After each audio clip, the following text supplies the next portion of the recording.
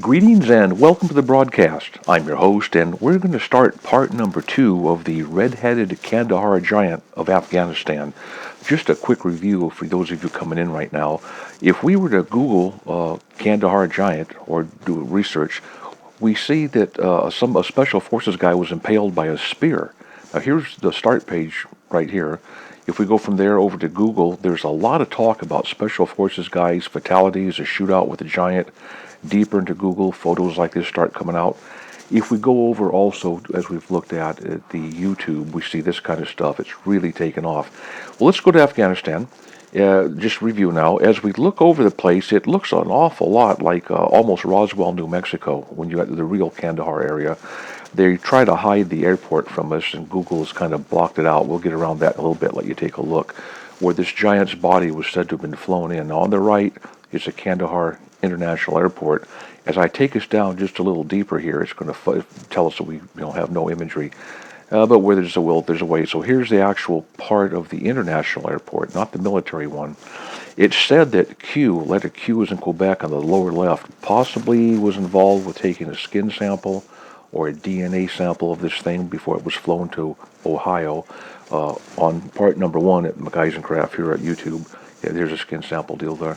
There's an actual guy who purports to have knowledge of that being interviewed. Now, these mountains in the background are rugged, very rugged. This is a very unusual way to make an airport down here. And this is when you get coalition partners and so forth. Let's see what's really happening down there. The desert sand is swallowing up blood right now as we speak. Canadians have pretty much, they came, cut and run, and they had enough, and they, left. Fatalities on both sides, no mission statement, and what was their crowning achievement, Canada? To give it on back to these people with a nice big smile, and nothing here to see, folks. I'm going to show it to you one more time before we go back to the Kandahar giant. As we speak, this is what's happening on both sides. The sand is soaking up blood for, you tell me the reason. Also, this kind of environmental damage is being done over there. If there is a Kandahar giant, I don't blame him for being pissed. Now, if we go back to 1880 like this at Kandahar, the Brits were over there putting their musket balls into people and bleeding the sand, blood with sand. That wall in the background's been already torn down. To find out a little bit better, I was accused last time I bumped into somebody. They said you didn't do that much on the Bible on giants. Well, I thought I did. Let's do a little Bible study real quick. They're mentioned about 30 times, that is, giants in the Bible. And there's things about them, the way they slept on iron beds, the weight of their spears. Here's a guy that's as big as a cedar. Now, that's a lot bigger than 15 feet. A cedar is way up there.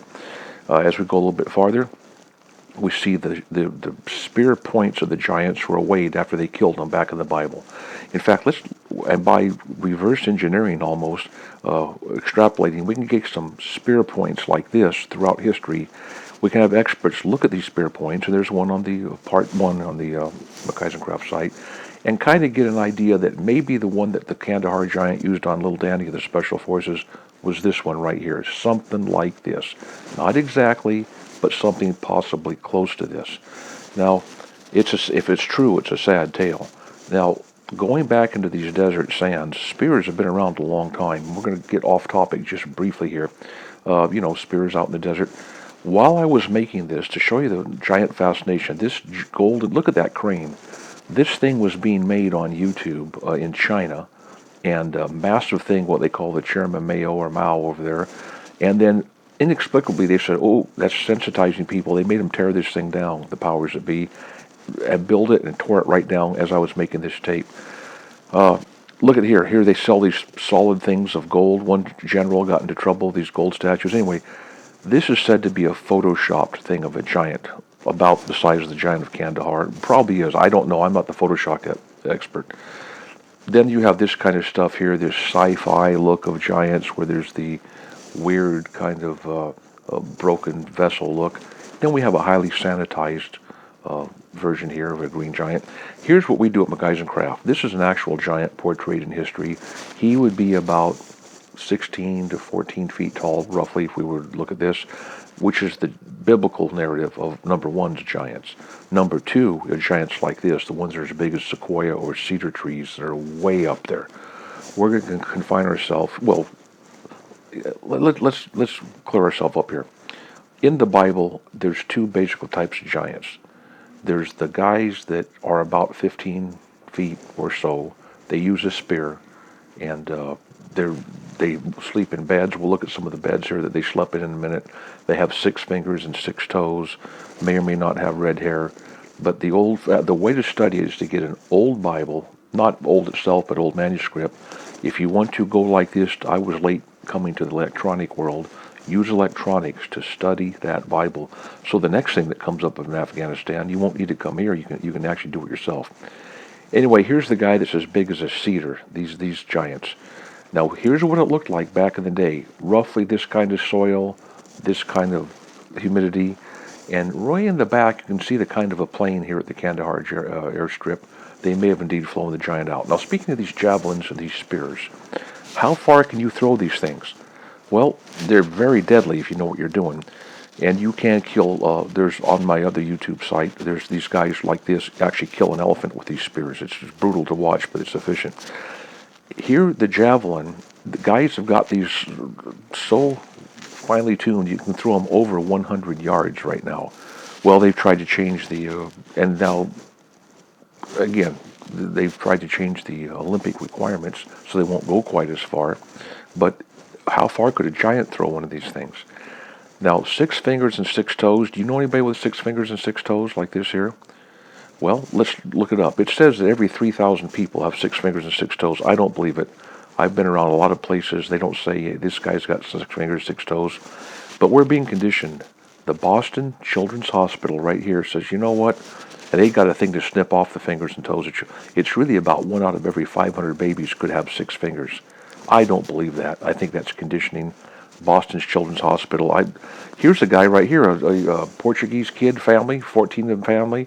He's got 6 fingers and 6 toes. His whole family does. He didn't get his snipped off, and neither did the rest of the family. They still have a Portuguese kid, nice kid, a heck of an athlete, but and he's not the only one. So the Bible is going to open up a whole world for us into the Kandahar giant, maybe some background or some backstory. This is all new to me. Here's called Sons of the Giant. Giants were apparently having birth, or they had some kind of a timeline on them, born into the giant back in the Bible. This guy's bedstead, look at the bedstead this guy's had that the giant slept in. Now, here's one that's mostly wood with some iron. We call this a canopy bed. Guys who are heavy into planetary worship, or even who wet the bed, will have something like this where it goes up to the moon or the skies, all iron, all metal. Then you have one that like a giant might have had, something like this with part wood, part iron. And we have the size, we have the dimensions, we have some of the composition. Now this is a big canopy bed here. These are not healthy, we're told, when you have those linens around there like that. It doesn't move enough air. But back to the Kandahar giant. When he was sleeping, this is kind of what he was laying on, 6 fingers, 6 toes. Here's the airport down there. Do you believe this has that many 5-star ratings? I don't, not at all.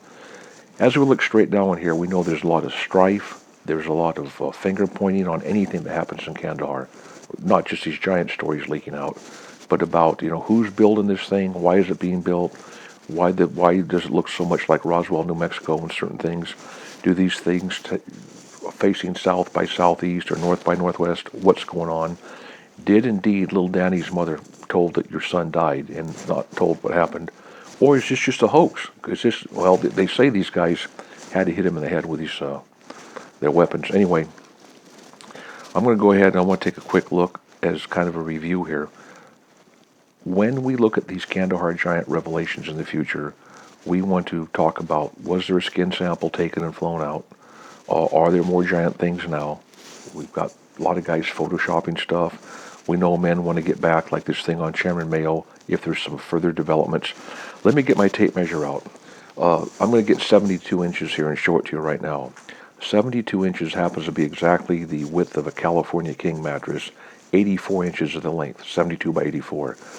If you look at these two women here, if you took 2 California King beds, put them end to end, 2 72 by 84 inch you'd get something kind of like this. If you want to get a portrayal of maybe a Kandahar-like, or I should say biblical-based giant. Let's get this information down. How do we get the information down? Well, the Bible has, again, we're just skimming the surface in the Bible. This is the scrolled version. You can still get these things. Let's take an example. Bread in the Bible. Did the giants eat this kind of bread? What if you wanted to look up that recipe?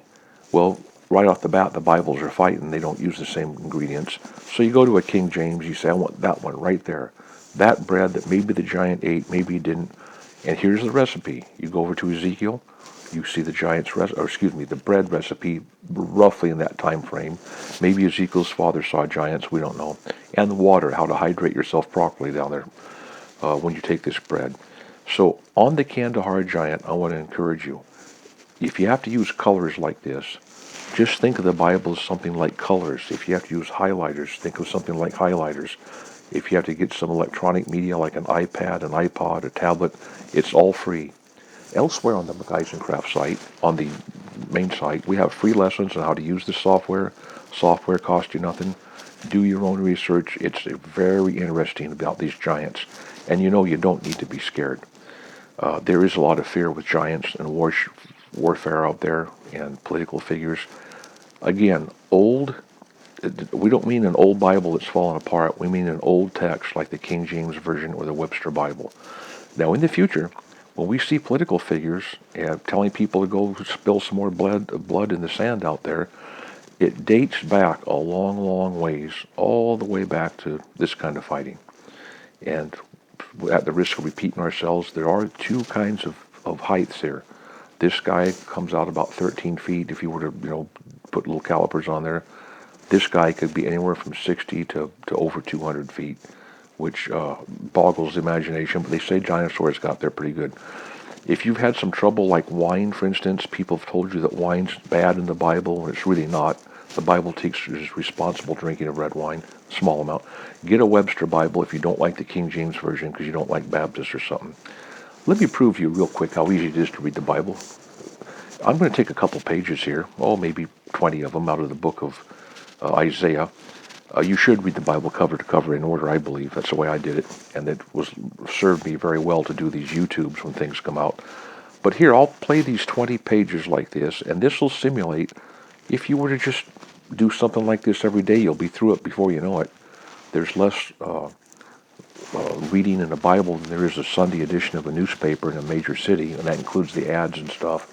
You can get through it pretty quick, just a few weeks. Anyway, folks, take care, Lord bless. If there's any information, now this is all conjecture. We're not saying that, the Kandahar giant, on the minimum, it could be a ploy. It could be a government deal. Could the medical universities be changing it from saying it's about 1 out of 3,000 people have 6 fingers and 6 toes to all of a sudden saying 1 out of 500 have 6 fingers and 6 toes, conditioning the people for this thing? I mean, stranger things have been proposed. Or is it just a hoax? Or is there a little smoke and a little fire going over there and some unexplained deaths in Kandahar? That's right. Folks, what do you think about this? Now, you don't have to do anything. We don't beg for you to reply. But what do you think about this?